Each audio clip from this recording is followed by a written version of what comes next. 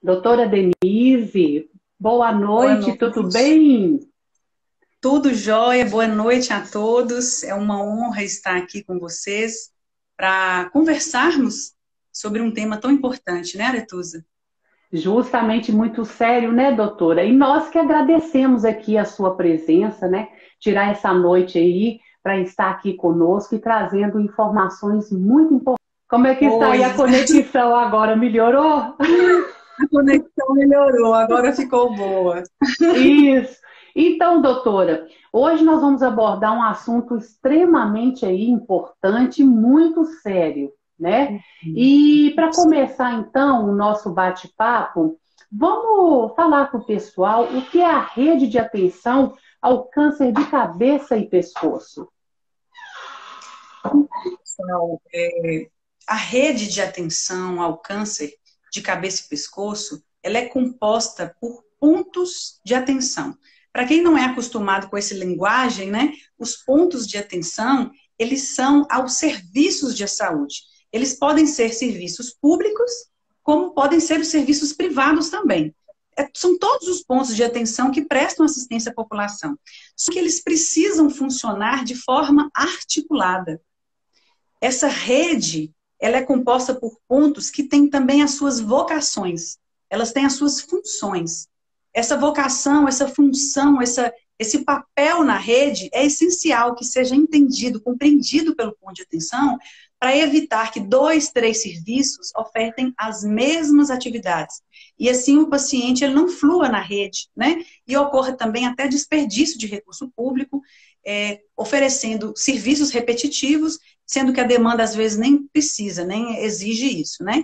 Então, esses pontos de atenção articulados, eles irão receber, acolher os pacientes, acolher as demandas das pessoas de forma estratégica. A atenção primária é a porta de entrada da rede, que vai resolver 80% ou mais das suas demandas de saúde, que, quando houver necessidade, encaminha para o ponto de atenção de média complexidade, que tem que resolver as demandas de média complexidade, e aquelas demandas de alta complexidade serão resolvidas em outros pontos de atenção.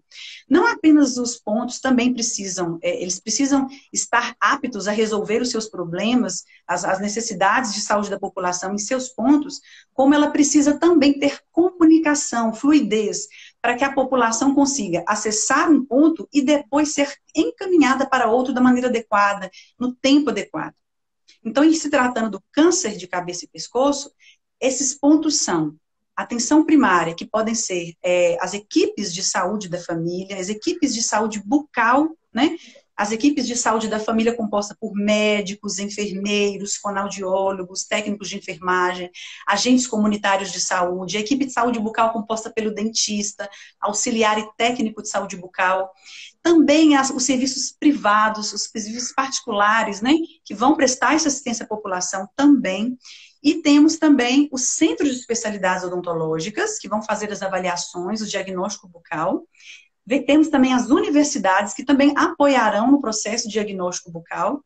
E os UNEPONs, as unidades de assistência em oncologia, que prestarão um atendimento, o tratamento oncológico, quando o paciente tiver uma lesão, que já for um câncer, ele vai fazer o tratamento oncológico no UNEPON. Doutora, a gente percebe aí que a senhora falou um pouquinho da atenção primária, que ela é muito importante para a rede, né? Então, vamos destrinchar isso aí um pouquinho mais sobre essa atenção primária, a importância dela para a rede. Ao longo da nossa conversa hoje, nós perceberemos que a atenção primária é a chave da rede do câncer de cabeça e pescoço. Então, nós temos aí presentes, provavelmente, muitos parceiros de redes de atenção, da rede de atenção do câncer, que assinam embaixo. A atenção primária, ela é o serviço que vai propiciar, que vai desenvolver as ações de prevenção primária. As ações de prevenção primária, elas são compostas por ações que visam reduzir a exposição da população aos fatores de risco do câncer de cabeça e pescoço. Né? O câncer de cabeça e pescoço, a gente não falou ainda, mas são os cânceres que acometem principalmente as mucosas de cavidade oral, faringe e laringe, mas também glândulas salivares, tireoide, seios paranasais, ossos da face. Então, assim, a atenção primária é o serviço que está mais próximo à casa das pessoas. São serviços que têm maior número, que estão mais dispersos no território. São serviços que conhecem as realidades locais da população, que estão aptas para dialogar com a população aquilo que for melhor para ela, como prevenir melhor, como a gente pode desenvolver, como a gente pode mudar um hábito de vida que não é saudável para um hábito mais saudável. E essa prevenção primária, ela vai ser trabalhada pelo serviço de atenção primária. Na prevenção secundária, que já é um outro tipo de prevenção, a atenção primária também exerce um papel essencial, porque a prevenção secundária já é o diagnóstico precoce. O diagnóstico precoce das lesões malignas, das lesões do câncer, bem como as lesões pré-malignas. As lesões pré-malignas são diagnosticadas na atenção primária, nos serviços de atenção primária. Então, ela tem esse papel, é um papel muito amplo, porque a prevenção primária, a redução da exposição dos fatores de risco, a educação da população como um todo, é algo que precisa ser feito com toda a população. Você já pensou um serviço que é responsável por prestar assistência a toda a população? Então, esse é o papel da atenção primária, de suma importância. Além disso, a atenção primária, ela tem que acompanhar o paciente durante o tratamento oncológico todo, porque aquele paciente, ele pertence àquela equipe, ele pertence àquela área, e pós-tratamento oncológico, ao longo de toda a vida, fazendo o acompanhamento, a educação em saúde, né, todo o direcionamento que aquele paciente precisar, né, ele vai vir a partir da atenção primária. Então, ela tem que estar qualificada para fazer diagnóstico precoce, para fazer as ações de prevenção primária também, para fazer o encaminhamento adequado do paciente, tem que conhecer a rede. Então, esse é o papel essencial da atenção primária. Doutora, e os dados chamam muita atenção, né, da Organização Mundial da Saúde, porque o tipo de câncer de cabeça e pescoço ele é responsável por 10 mil mortes a cada ano no país. E isso especifica aqui também que é o 9º tipo de câncer mais comum no mundo, né? Então, essa forma de um diagnóstico precoce é muito importante. E como é que funciona esse diagnóstico? Como que é o processo disso? O diagnóstico precoce, ele só consegue sair da teoria se nós buscarmos as pessoas que têm maior chance de desenvolvê-lo.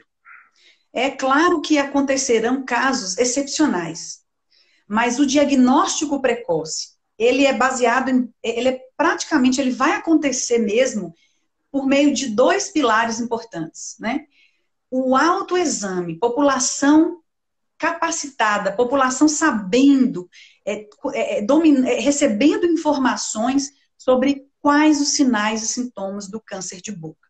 Então, a partir desse momento, onde ela está na casa dela, ela está no trabalho, ela está andando pela rua, e ela está pensando e prestando atenção nos seus sinais e nos seus sintomas, ela mesma busca o serviço de saúde. Entretanto, nós não podemos contar só com essa participação ativa da população. É verdade. A gente precisa fazer a busca dos usuários.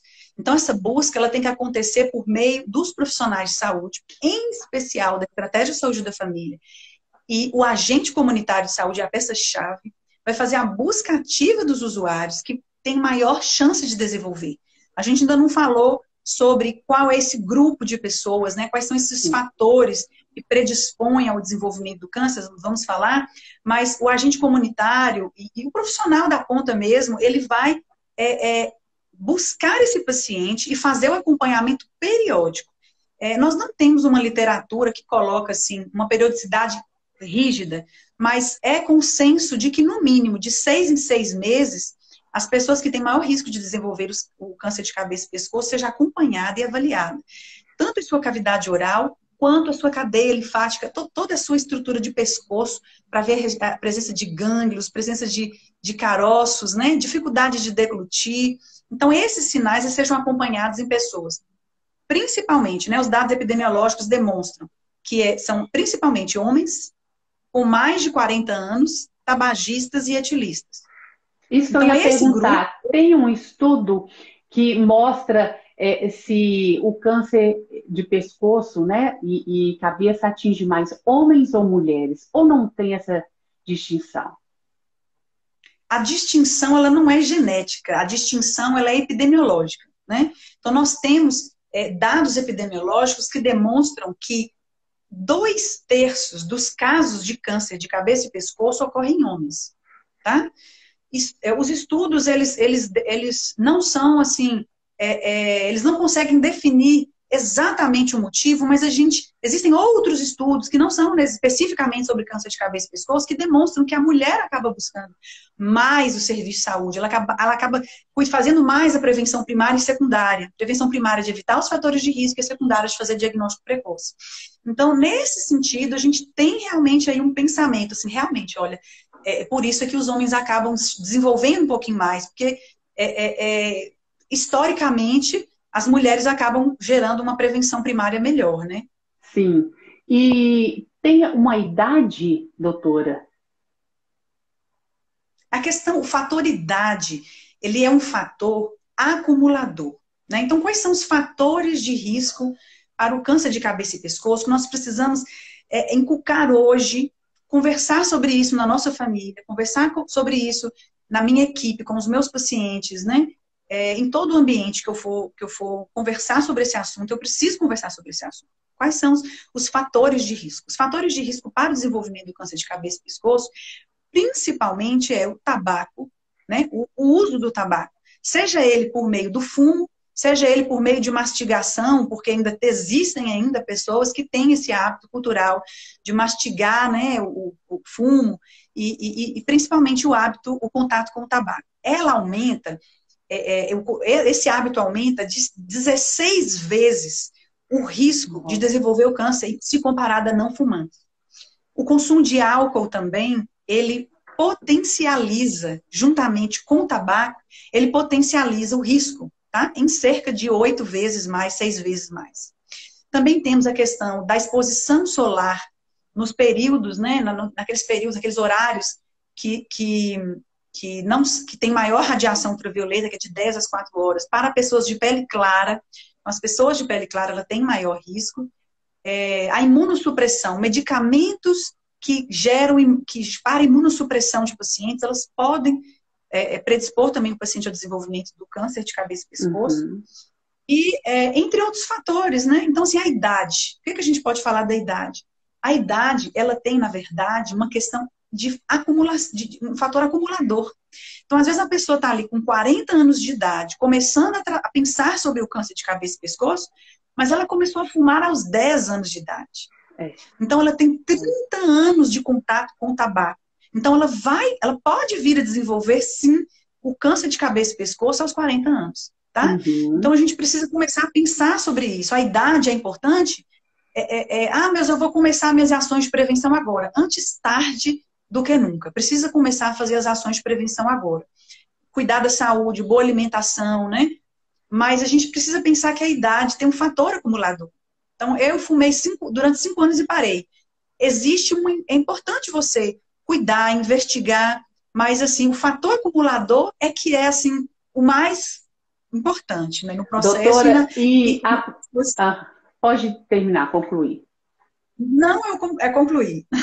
Então, doutora, e é muito importante também contar, né, com o nosso cirurgião dentista, né? As visitas periódicas ao cirurgião dentista, porque é a partir dali, né, que ele vai observar se o paciente tem uma predisposição ou vai alertar quanto ao câncer, né? Uhum. Então, o papel do cirurgião dentista no diagnóstico do câncer de cabeça e pescoço, ele é primordial. É claro que a gente tem que trabalhar, que a gente está falando aqui hoje de rede, de rede de atenção. A gente precisa entender que a rede, ela não é composta por uma categoria profissional, ela é composta por exatamente capacidade dos profissionais de se comunicarem, de trocarem experiências, de trocarem conhecimentos, a multiprofissionalidade é a palavra-chave, né, do nosso tempo, sempre foi, mas do nosso tempo, ela é a palavra-chave. A gente precisa de desenvolver a multiprofissionalidade. Agora, o papel do cirurgião dentista, ele é muito importante. Então, assim, o cirurgião dentista, ele é um profissional que conhece as estruturas anatômicas, ele conhece com propriedade a cavidade oral, a orofaringe, toda a relação que o paciente tem com a boca, né? Os alimentos, toda essa questão, ela é muito do trabalho do cirurgião dentista. Então, ele tem um papel educativo, então ele precisa transmitir informações para a prevenção primária aos seus pacientes, como ele tem um papel e a responsabilidade de, conhecendo os dados epidemiológicos, quer dizer, eu tenho, são homens com mais de 45 anos, tabagistas etilistas, eu tenho pacientes com esse histórico, com essa característica, eu vou fazer um acompanhamento periódico com esse paciente, de 6 em 6 meses. Então, a população que está aí presente na live hoje, que queira se aprofundar mais, né, nesse conhecimento, divulgar isso, pensar sobre isso, precisa entender que a visita periódica ao cirurgião dentista é essencial para o diagnóstico precoce do câncer de cabeça e pescoço. Doutora Denise, na última terça-feira, dia 13, houve uma reunião da Câmara Técnica de Saúde Coletiva e o Norte de Minas, ele apresentou as ações macro-regionais para o fortalecimento da rede. Fala um pouco para a gente quais foram essas ações apresentadas e como é que foi essa reunião. Então, foi um tempo muito precioso. Nós estivemos reunidos na Câmara Técnica de Saúde Coletiva, juntamente com o seu presidente Heron, com a nossa coordenadora estadual de saúde bucal, Jaqueline, e junto com os outros membros da Câmara Técnica, né? Então, assim, o que a gente pôde compartilhar naquele momento e que acabou culminando nesse tempo, nessa conversa que a gente está tendo agora aqui? Lá no norte de Minas, aqui no norte de Minas, né, nós percebemos que os casos de câncer de cabeça e pescoço estavam começando a aumentar e estavam chegando em estágio avançado. Alguns casos foram absurdos. Os profissionais nos procuravam, que a gente trabalha na Superintendência Regional de Saúde, que é um braço da Secretaria de Estado. Então, o trabalho que a gente desenvolve é um trabalho de identificar os nós críticos da rede e colocar os pontos de atenção para conversar e resolver esses nós, né? Desatar esses nós para que o paciente flua e o sistema de saúde consiga funcionar adequadamente.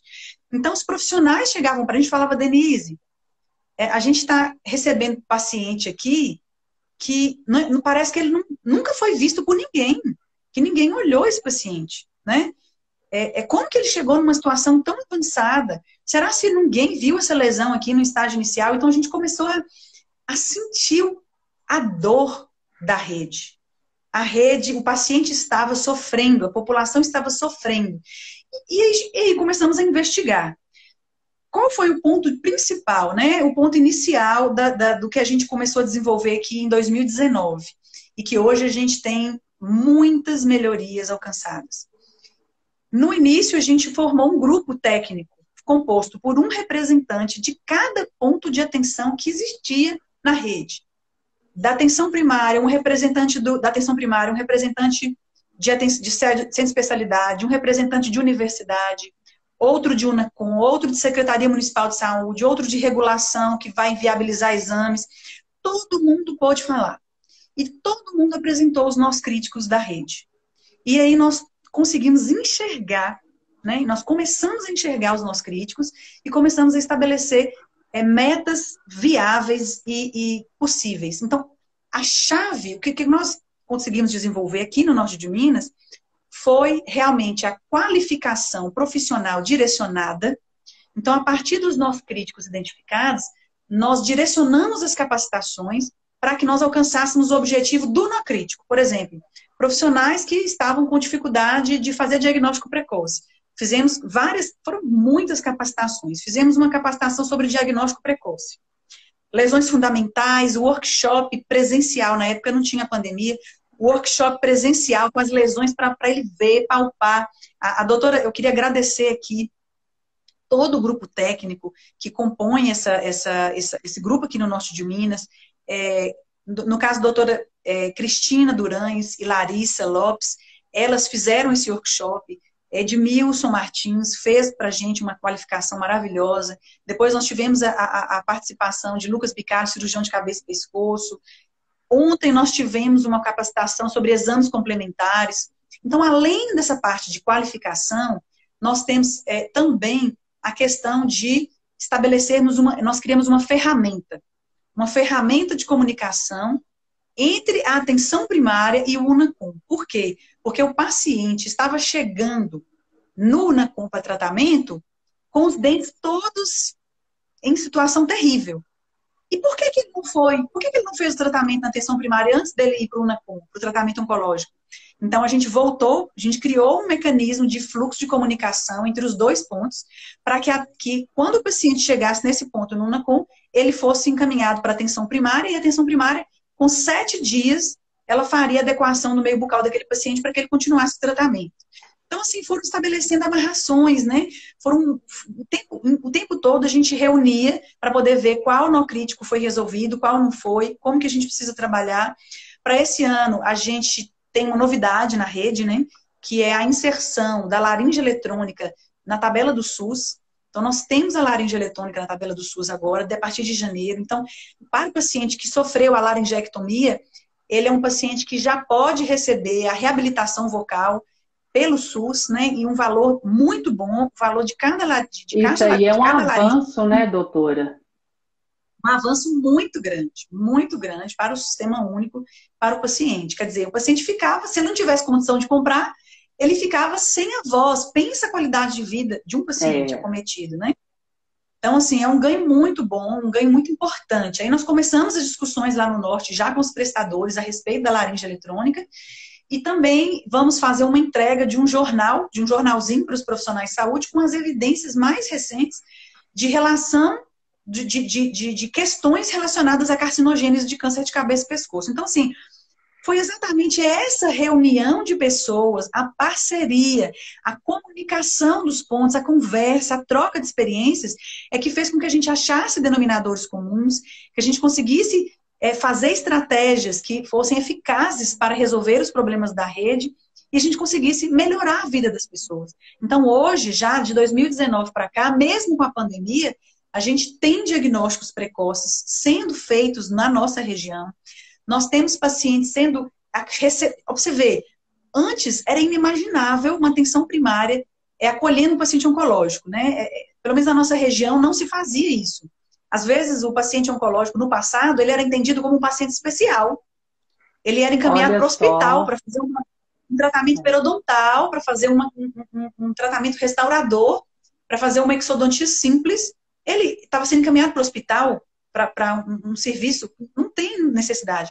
Hoje a gente tem no Norte de Minas atenção primária, equipe de saúde bucal da Estratégia de Saúde da Família, conduzindo o paciente oncológico, fazendo preparo de paciente oncológico pré-tratamento, acompanhamento de mucosite, transtratamento e acompanhamento de sequelas e controle de osteoradionecrose pós-tratamento oncológico na atenção primária aqui no Norte de Minas.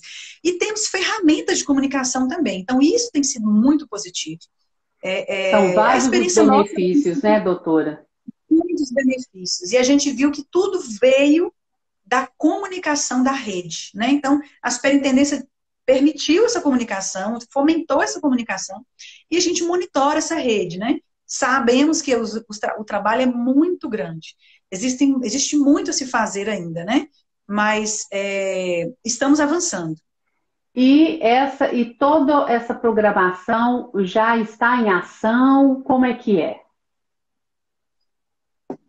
Toda essa programação que eu falei, ela ocorreu de 2019 para cá, né? Foram várias capacitações. A Unimontes, a professora Sabina, ela fez curso de biópsia para os profissionais, né?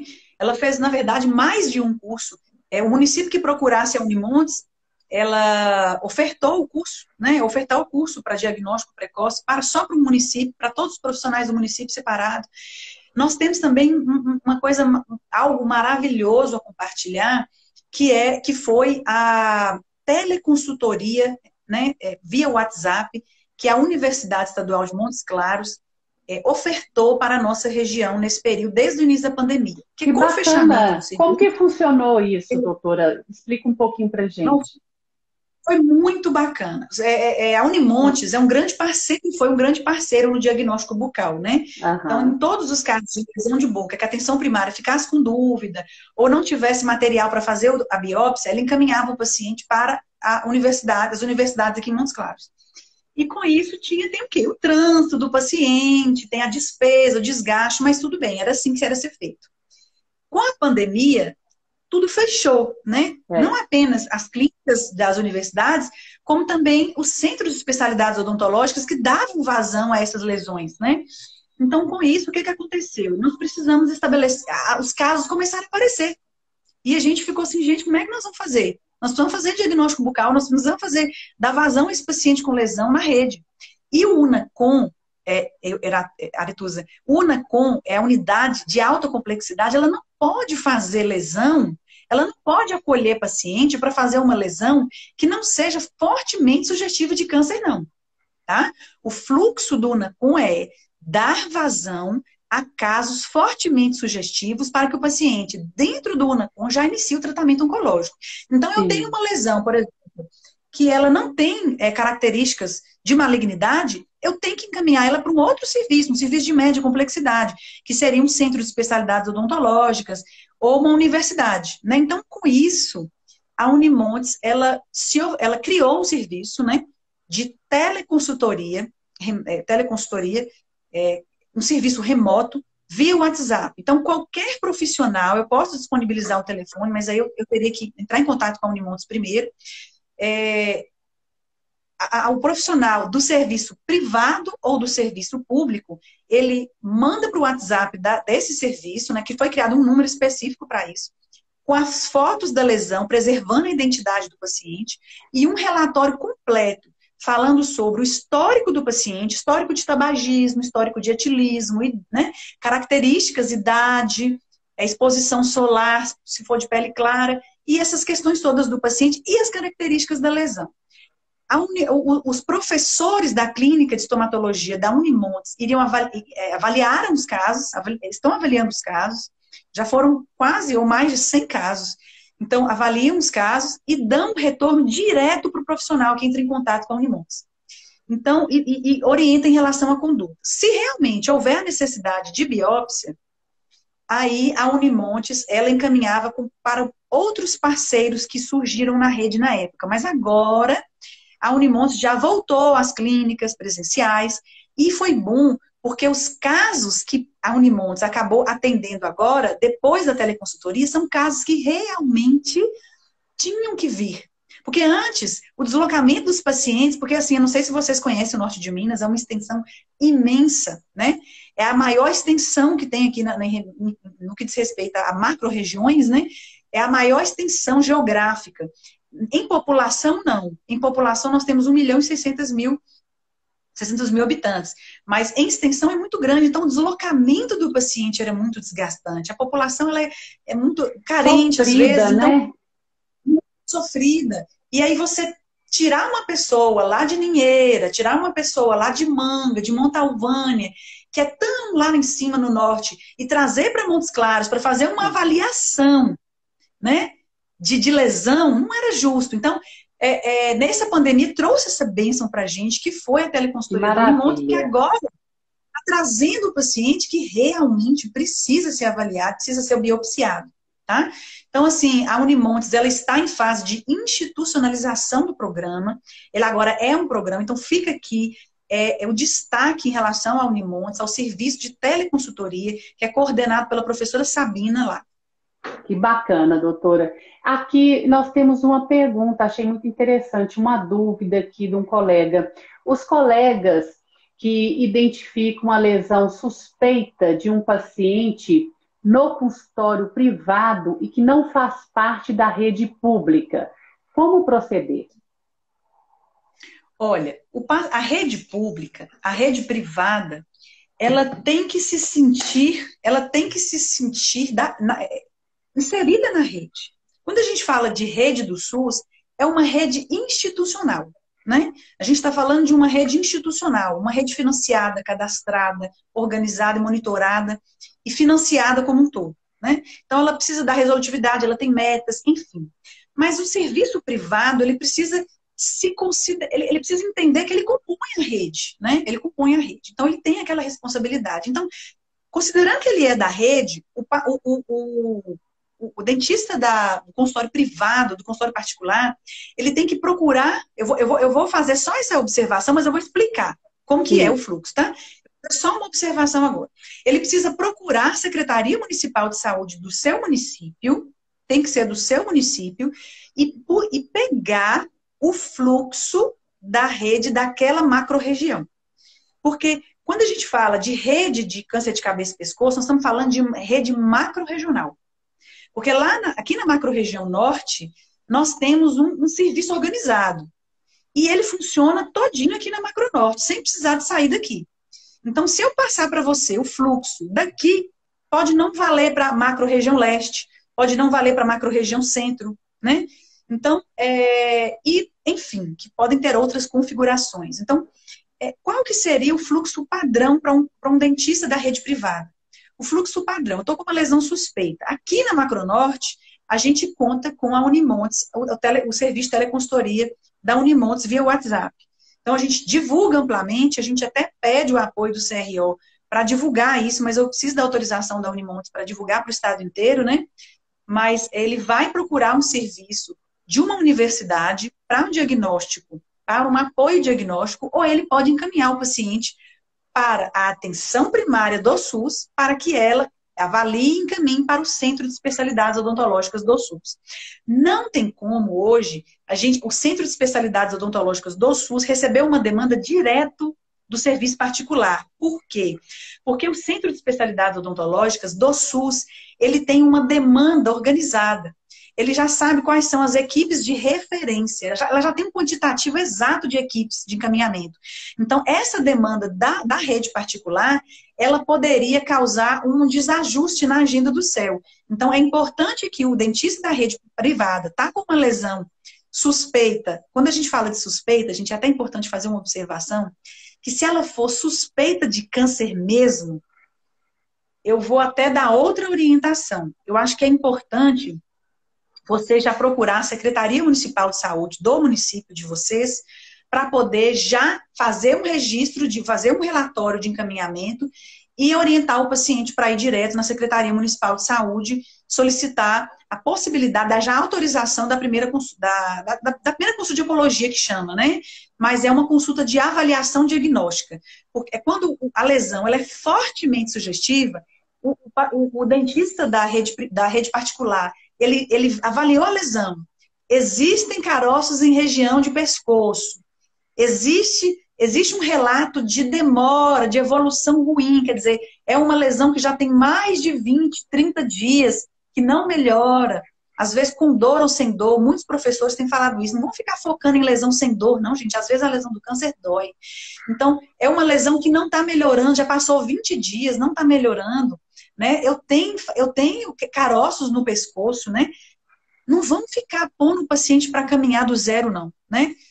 Talvez era importante você fazer um relatório, né? E procurar a Secretaria Municipal de Saúde do seu município. Tudo que você for fazer na rede de cuidado, na rede de atenção a cuidar câncer de cabeça e pescoço, você tem que fazer alinhado com a Secretaria Municipal de Saúde do seu município, que é ele que faz a gestão da rede. Então, a partir dessa secretaria é que você vai conseguir saber qual o ponto exato, para onde você vai, qual o documento que precisa, e daí por diante. O que você não pode fazer, gente, o que a gente pede, por favor, é dar um papel para o paciente e falar assim, olha, não sei, procura aí, né? Então, assim, você está vendo uma lesão que é fortemente sugestiva, você precisa fazer esse encaminhamento para a secretaria, de preferência você, profissional, entrar em contato diretamente com a sua Secretaria Municipal de Saúde, com o seu coordenador municipal de saúde bucal e discutir o caso e encaminhar diretamente. Você vai encaminhar diretamente o caso já vai dialogar sobre o fluxo com ele. Porque se não for assim, gente, a gente corre muito risco do paciente ficar perdido na rede. Porque eu não sei, porque no norte de Minas eu poderia falar com você como que é, mas nas outras macro-regiões, né, a gente não sabe como que está funcionando. Então, basicamente, o paciente, o profissional do serviço particular, ele tem que ver a lesão e ele tem que dar andamento naquela lesão de forma individualizada. É caso. Já não é uma questão qualquer, é um caso específico. Eu tenho que dar andamento, profissionalmente, eu tenho que dar andamento específico para aquele caso. Agora, eu estou na unidade básica de saúde, eu já sei que o fluxo é lesão fortemente sugestiva, manda direto para o UNACOM, por meio da Secretaria Municipal de Saúde. Lesão ainda, eu não é uma lesão fortemente sugestiva, mas eu preciso de um diagnóstico, eu mando para o Centro de Especialidades Odontológicas ou posso mandar também para as universidades. Doutora, infelizmente nosso tempo aí já está chegando no final, né? Mas um assunto tão interessante como esse, realmente a gente ficaria aqui horas debatendo. Mas antes de encerrar, eu queria que a senhora deixasse aí uma mensagem para os seus colegas, né, de profissão, os cirurgiões dentistas aí, como especialista em políticas e gestão da saúde na Secretaria de Estado de Saúde de Minas Gerais, sobre aí o Julho Verde. Então, qual a sua mensagem final? Aretusa, a mensagem que eu deixo para os meus colegas, bem como para as pessoas que estão aqui conosco, que não são, né, que não são profissionais da saúde bucal, são de outras áreas, ou não são profissionais de saúde, né, o que eu coloco para vocês é um chamamento, né, eu queria, assim, fazer um chamamento, porque o Julho Verde, ele existe para que nós possamos colocar luz num problema que existe o ano inteiro, né? Então, para que nós possamos conversar sobre isso, para que a gente possa entender a seriedade do tema. Mas o que eu gostaria de deixar a mensagem é um chamamento para que possamos ter a linguagem única. Essa linguagem única, ela vai vir por meio de qualificação profissional. Nós temos muitas qualificações disponibilizadas no Sistema Único de Saúde, à distância, atualmente é à distância, né? O Ministério da Saúde disponibiliza, a Secretaria de Estado da Saúde também, um chamamento também a fazer um alinhamento sobre promoção da saúde, sobre prevenção primária, que todos os pacientes que adentrem os seus consultórios, seja ele público ou privado, que ele receba a orientação a respeito de sinais e sintomas do câncer de boca e prevenção. Do início, da criança pequenininha até ao idoso, né? Que todos saibam quais são os fatores de risco e quais são as ações que a gente pode fazer para prevenir o câncer, que é uma alimentação saudável, prática de atividade física e ficar longe dos fatores de risco. Então, eu também faço um chamamento à população que está aí, às pessoas que não são dentistas que estão aí, que é uma população em geral, que façam um autoexame, que procurem um cirurgião dentista para uma avaliação bucal o quanto antes, que não demorem, que procurem de 6 em 6 meses estar sendo avaliado, acompanhado, orientado por um profissional qualificado. É de suma importância. Fica aqui como uma mensagem final, que isso não é só uma repetição, mas isso é um chamamento sério. Temos tido diagnósticos de câncer, inclusive eu não falei, diagnóstico de câncer em pessoas jovens, Aretusa. Isso é importante a gente... Com 22 anos.